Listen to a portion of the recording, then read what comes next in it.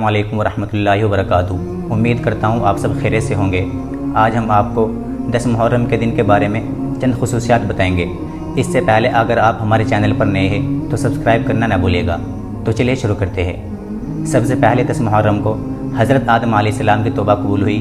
پھر اسی دن حضرت ادریس علیہ السلام کو درجات عالیہ نصیب ہوئے، اور پھر اسی دن حضرت نوح علیہ السلام کی کشتی جودی پہاڑ پر اتاری گئی۔ اسی دن حضرت ابراہیم علیہ السلام کو خلیل کا منصب عطا ہوا، اور پھر اسی دن حضرت یوسف علیہ السلام کو جیل سے نجات ملی، اور پھر اسی دن حضرت یعقوب علیہ السلام کی بینائی لوٹائی گئی، اور پھر اسی دن حضرت یونس علیہ السلام کو مچھلی کے پیٹ سے نجات ملی، اور پھر اسی دن حضرت یونس علیہ السلام کی قوم کی دعا قبول ہوئی، اور پھر اسی دن حضرت موسیٰ علیہ السلام کی قوم کو فرعون سے نجات ملی، اور پھر اسی دن حضرت عیسیٰ علیہ السلام کو اللہ تبارک و تعالیٰ نے آسمان پر زندہ اٹھایا تھا، اور اسی دن حضرت حسین رضی اللہ تعالیٰ عنہ کو شہادت نصیب ہوئی، اور اسی دن یعنی 10 محرم کو زمانہ جاہلیت میں اہل مکہ خانہ کعبہ پر غلاف چڑھایا کرتے تھے، اور یہاں تک کہ اسی دن یعنی 10 محرم کو قیامت قائم ہوگی۔